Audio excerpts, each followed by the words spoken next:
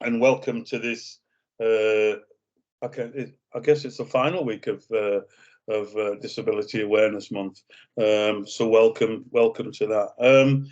This morning, I guess I'm going to spend the next hour, just maybe slightly less, just talking about and sharing with you kind of thoughts around mate crime and issues around mate crime.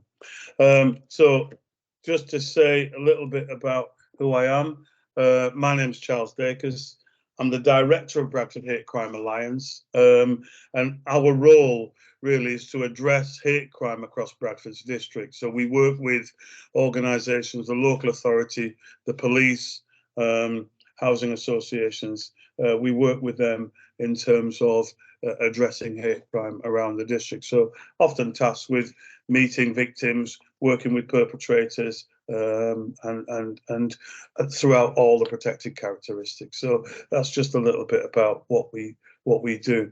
I'm particularly, I think this morning, I'm particularly kind of interested in having the opportunity really to speak to people about mate crime, because I think it's an area that isn't as recognised as it perhaps should be, and isn't as highlighted as it should be. And I'm hoping that this morning, in raising some of that and raising your own awareness, perhaps it may prompt some questions from yourselves, but also it might also move us into taking a bit of action where needed, really. So I guess when we talk about mate crime, and we try and define mate crime, it is a form of hidden crime in many respects, because it often can go unnoticed.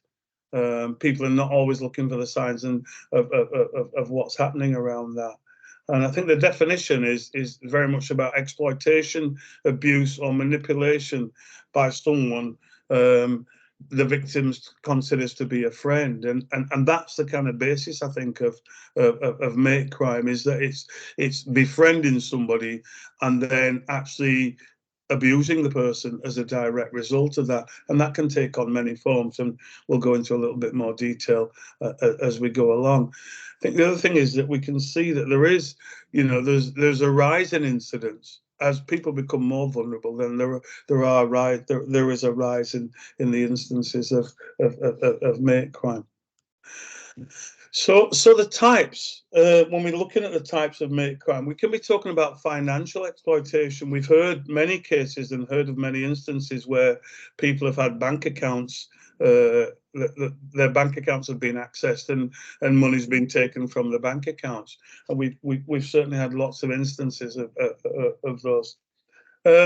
Emotional and psychological abuse, that actually people can be exploited and manipulated in such a way that emotionally and psychologically they feel that they've got to do what that person wants, and they've been drawn in to such a point where they've been they have been exploited in that way.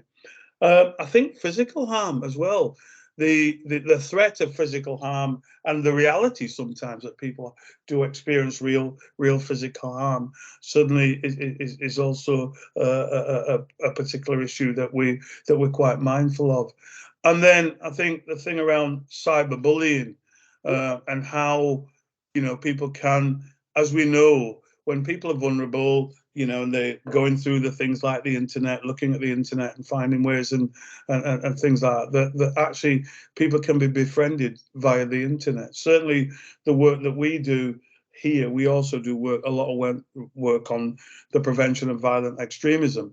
And what we have found is that, that many of our clients have been manipulated through the internet. That's the way in which people have actually managed to get to them, befriend them on the internet, sharing things with them, and before they know it, they're asking them to do things or comment on things and so on. So I think the impact on victims goes without saying. I think we talk about emotional trauma and how that kind of impacts on people, the levels of trauma that people have experienced. I've already mentioned briefly the financial loss and finance side, the fact that actually people are losing money. the sort of psychological elements in that, in terms of isolation and withdrawal, taking themselves out of situations, removing themselves from within their own communities in many respects, and also the deepening impact of mental health, and how that actually, manifests itself on individuals and with individuals. So when we go on to recognizing some elements and aspects of mate crime, we're talking about some of the behavioral indicators. What is it that we're actually seeing, the behavioral changes that can often come about? And I guess it's incumbent on all of us to be recognizing, many of us know individuals who are on their own. I certainly care for an elder, and have recognized deterioration and vulnerability within that individual, and also the sort of behavioural changes that I've noticed in my old man, and part of it has been isolation, loneliness, all of those kind of things which have really come to the fore. But I think in mate crime, it is important to recognise that there can be some significant behavioural changes that we observe. Changes in financial patterns as well. And what we mean by that is that, the levels of spending, the things that people are actually spending on, the fact that they go into the bank withdrawing, amounts of money from the bank, and things like that is something that we have to recognise. Unexplained injuries. When we look at the safeguarding aspects, certainly around young people, we look at the unexplained injuries that might come up, whether that's bruising or physical, more physical harm.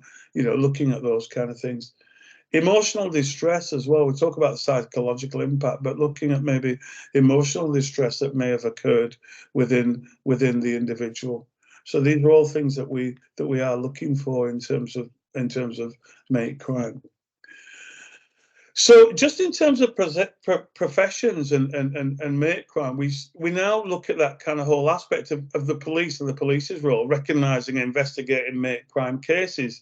It's quite interesting that when we certainly started to discuss mate crime in the office, that some of our officers weren't aware of mate crime in the way that we described it. And I thought that was really quite interesting that we hadn't got to that point. So I think it's really important that our levels of awareness are heightened by taking the opportunity like this to start to look at how we can educate people. Social workers in providing support and counselling to victims. I think that other side of that is recognised. I think it's very easy. I mean, social workers will have a tough job as it is, but I think it's that thing about recognising other signs and symptoms and looking at the support and counselling that can be given to victims. I often look at particularly those that are living in, say, sheltered housing or supported living, and have got a social worker appointed to them. It is that thing about, reading those signs and symptoms that are around, and not ignoring those things. I think for teachers, just identifying the signs in educational settings. So some of that's around behavioural changes, some of that's attitude and the way the emotional state a person is in. But certainly, being able to identify signs early on. Who are they playing with? Who are they hanging around with? Who are their friends? And have you observed? What observations have you made of that? I think we sort of there's two things around counsellors for me. One is the counsellor, as in the psychological definition of counsellors, but there's also the counsellors in terms of our local communities, and actually, the representatives for me, those individuals that are recognised, that are representing our communities and the constituent members, and whether or not this is, they're made aware of mate crime and the impact it can have on their constituent members. I put bankers there, and I think it's that thing about recognising financial exploitation. And I know Barclays Bank many years ago did an absolutely outstanding piece of work here in Bradford on mate crime, in highlighting and recognising the fact that actually, when they were monitoring people's bank account and could see if there was activity that was taking place that wasn't, that was irregular activity, so that they could actually pick up on it, directly pick up on that. And I think the general point around general service providers as well, creating safe spaces and reporting mechanisms. So very much like safeguarding, and we do look at it in exactly the same vein as we do that of safeguarding. That it's an important point really to highlight and to look at, what mechanisms do we have in place to support people, to support victims in terms of mate crime? What mechanisms do we have in place? And what else can we actually do around that? Okay. In terms of police, just going back to that police, so I think training programs for law enforcement, I think that we do have to do far more around that, and I'd like to see that actually what we're doing is that we're getting people to share their lived experiences as well, because I think it's, sometimes that really does bring things to life. I think collaboration with other agencies, and certainly, we talk about multi-agency safeguarding hubs and things like that. But there should be. We need to look at processes that can begin to be developed to help that. I think also developing protocols for handling mate crime. I think it's not the same. I think we have to find other mechanisms and look at developing some mechanisms for and protocols for handling mate crime, and certainly, whether that's around response times. I certainly know that from a hate crime perspective, the Crown Prosecution Service will does provide sentence uplift, for example. So so if somebody's found a hate crime and they're found guilty of that hate crime, that they can apply, the CPS can apply a sentence uplift of up to 50%. So that thing about really recognise how serious the nature of it is. So I do think there's probably, perhaps there ought to be some mechanism within the police to look at specific officers, maybe for mate crime specialists, things like that. And educating the community about reporting procedures. I think we have a difficulty in people reporting things. Oftentimes people will see and just continue because it doesn't involve them. But people are often aware that there may be some behaviour or that's happening for a neighbour or somebody that's close by. And really, it's about how can we support people to make those reports, because I do think that people often feel quite vulnerable, feel exposed, and think, well, actually, it's not happened to me, so I'm not going to report it. I'm not going to say anything. And I do think that we need to look at what we can do in terms of educating our wider community about reporting procedures. Yeah, one of the things that we've done, certainly Bradford Hate Crime Alliance, is that we've developed an online hate crime reporting tool, which enables people to report hate crimes directly from their mobile phones. And I think it's being able to utilise things like that and mechanisms like that, which can support and enable people to report in a safe and secure way. Okay. In terms of social workers and mate crime, I think there's something about I spelled counselling wrong, by the way, is about counselling and support services, and what is in place and what have we developed to support people around that. Again, I think the things around the collaboration with law enforcement, we have really good examples of multi-agency working with police, social worker, local authority, and key partners, victim support, and so on and so forth. And I think it is really important that we look at how we can begin to build something, a support mechanism around that. I think advocating for victims' rights. I think that oftentimes, the victims are totally isolated, and actually who advocates on their behalf, when they, oftentimes people with learning disability, or people that may not, that may not be as connected with systems and procedures, and need help and help and advice and guidance within that. And I think the other thing is raising awareness in our community. I think we have to do some work around awareness raising within our communities, because I think that is one area where we all can take a bit of a responsibility. We often talk about looking out for our neighbours and looking out for one another, and I think if we can raise awareness of people in a positive way, not in nosy neighbour way, but in a really positive way, then I think that can go a long way to support and address some of the issues within Make Crime. I think for teachers, just going back to that and Make Crime, it's recognising signs in students. So, we talked about behaviour. There are lots of factors that you can pick up. Most teachers know their students, and far be it for me to impose any more work on teachers.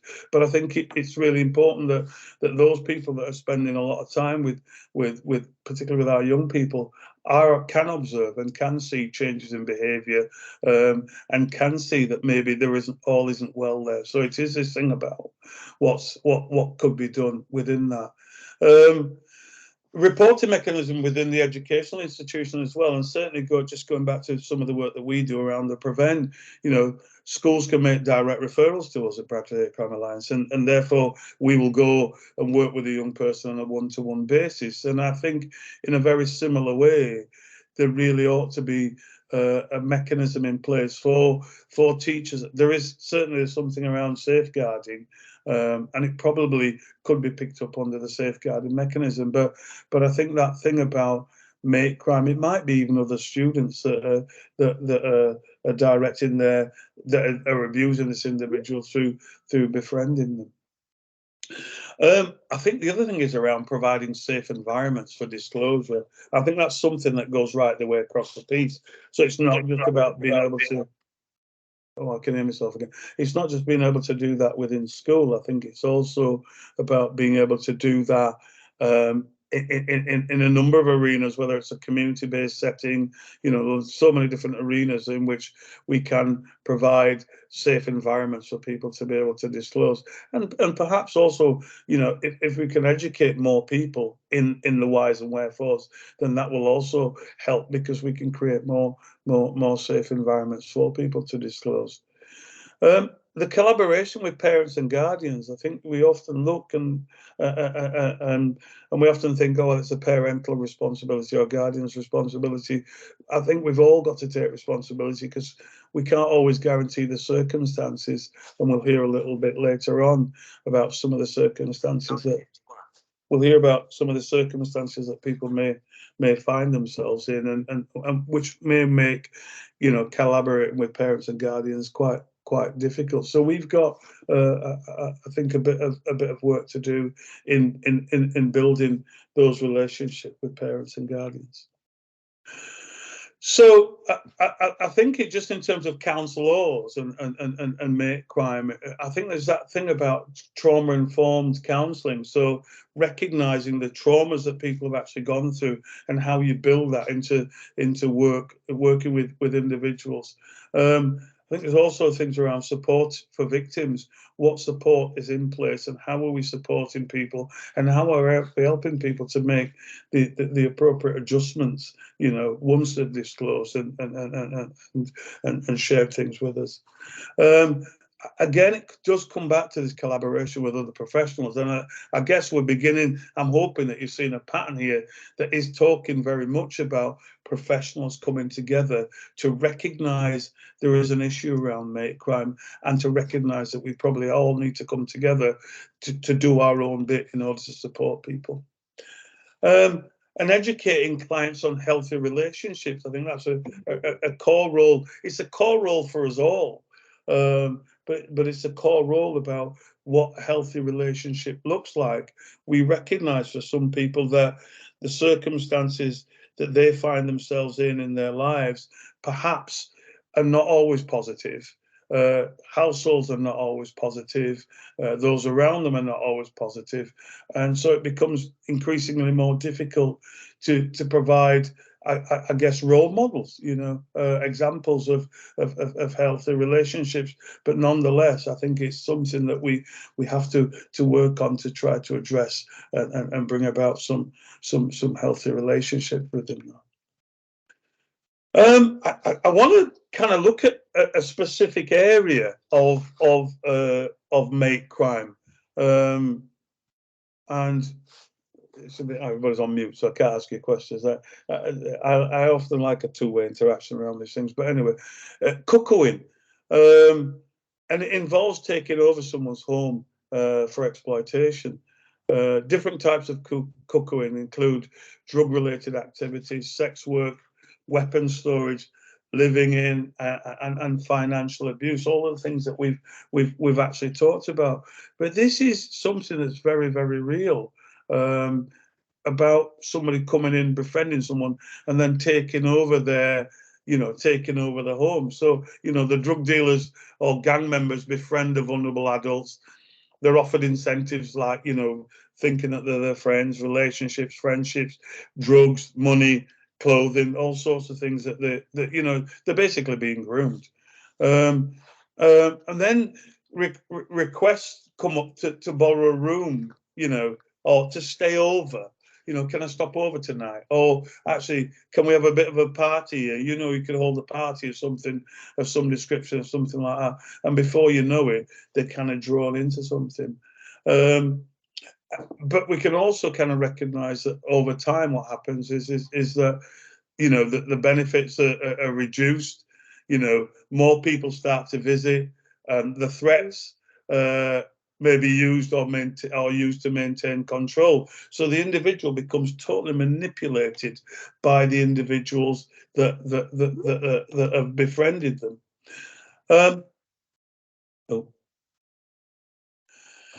So, so when we talk about who might be at risk in terms of cuckooing, so that would include individuals that may have unstable homes, for example, and it might be things around domestic abuse, domestic violence, substance misuse, social isolation, economic deprivation, homelessness, connection to gangs, physical or learning disabilities, mental health issues, the whole 9 yards within that. And I think when we look at sort of some of those factors, take one about history of being in care, and we talk about looked after children, looked after adults, and actually the vulnerability of those adults, and actually what they get drawn into and how they get drawn into things. And I think it can take on both adults and children.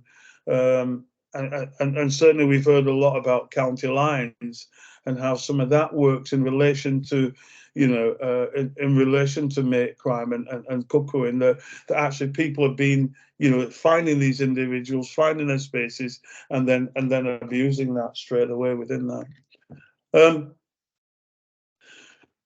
And just, I think it just in terms of signs and indicators of cuckooing, that involves exploiting vulnerable individuals, often through, as we've said, relationships to gain access to the homes.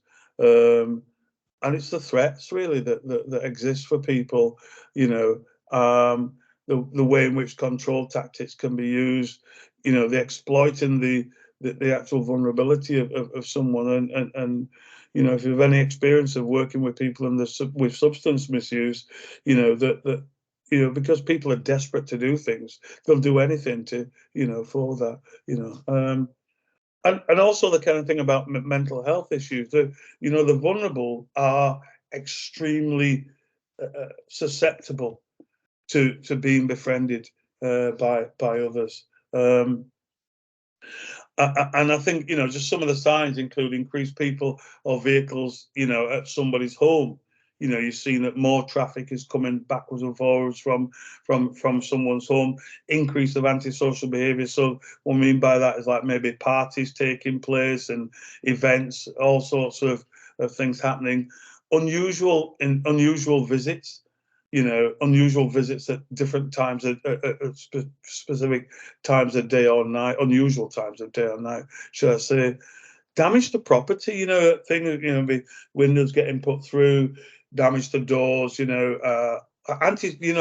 real kind of antisocial behaviour that takes place. I think the other thing is the unexplained acquisition. So, acquiring things, you think, well, where have they got that from? Where's that come from? And also significant changes in behaviour, health deterioration, and even deterioration in relationships, and how that's, and how somebody may or may not come to that. And whilst there may be indicators of other support needs, I think it's also very clear that it is one of the key things and one of the key signs of cuckooing. So I think it's really important for us to understand some of this. As professionals, we have to understand some of these things and understand what the likely or potential impact of this can be. So when we go back to the financial elements of that, I think there is this thing about recognizing signs of financial exploitation. So what we are looking for within that, as I said earlier on, erratic spending on things that the individual wouldn't ordinarily get, going to places and, visit places that you wouldn't ordinarily find them going to. And that thing around reporting suspicious transactions, I think that where somebody might only withdraw maybe £30 or £40, every fortnight, suddenly there becomes more frequent withdrawals, or withdrawals or transactions that are going to certain places, or more online transactions, things like that. And I think that thing around, again, it's about the collaboration with law enforcement and social services and those that supporting. I think, again, it just comes back to that pattern of saying we need to create better mechanisms for partners to come together to discuss these issues. And we have mechanisms for safeguarding. We have mechanisms in place for antisocial behaviour, and I think we could extend some of those to include mate crime within that. And I think also, for the financial institutions, is educating staff on mate crime and mate crime awareness. And I think it's also within, where financial services are being provided to communities, whether around welfare and things like that, recognising a similar thing in that respect as well. I think in a general service providers and mate crime, we've already said this about creating safe spaces for clients, creating a safe space for people to operate from and to be able to disclose from. I think is really important. I think training for staff on mate crime awareness, being able to deliver some sessions, perhaps bringing people with lived experience. Again, I've said that already, but bringing people with lived experience so that staff can perhaps understand and be more vigilant and aware of things like that. And again, establishing reporting mechanism. It doesn't, oftentimes it's a bit like the safeguarding roles that we all have. It doesn't matter if you're wrong. The fact of the matter is, it's important to report. The police will invariably take care of the rest, but we need to see more reporting, and we need to establish, I guess, a mechanism that can support that. And it's not, education is one thing around staff, but also creating a place and a space where, where people can feel safer and able to report. And collaboration with community organisations. I think there are when we think about the vulnerability of people, certainly with new emerging communities, and the potential exploitation that happens within that. I think we need to see more collaboration with community organisations, more support of them, because I think together we can create some better outcomes for people. So. just in terms of the significance of why we're here, I think, hate crime is awareness takes place between November and December, and it is very much about being able to promote awareness and educate people around hate crime. And I think we need to see people doing more around that.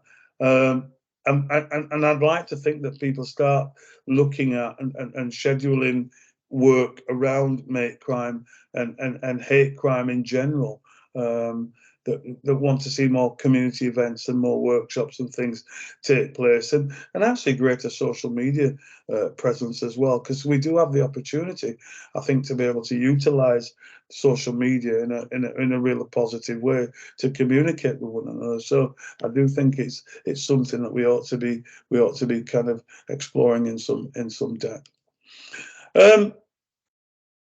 Thinking just concluding before we kind of give people a chance to ask questions, really, is that it's the collective responsibility of us all as professionals. It's not just, it shouldn't be the reserve of one particular area. It's all our responsibility. I think we do need to build some form of united front against hate crime, because the more we can raise awareness, the more we can build and create a better education for people's understanding, I think the more opportunity there is for challenge that and eradicate it, really.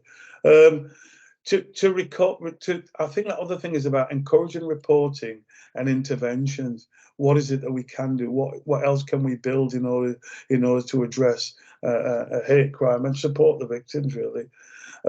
And creating a safer community for us all. I think that's the final point, really, is that we need to create a safer community for everyone. It's not just ourselves, really. So and that takes us to the opportunity for people to ask questions. So I guess I've rabbited on. I've not done bad for me to speak for that long without engaging with people. So I guess it's an opportunity really now for people to maybe ask a few questions or maybe to share their own experiences. So if we can take everybody off mute, then I think that gives people a chance.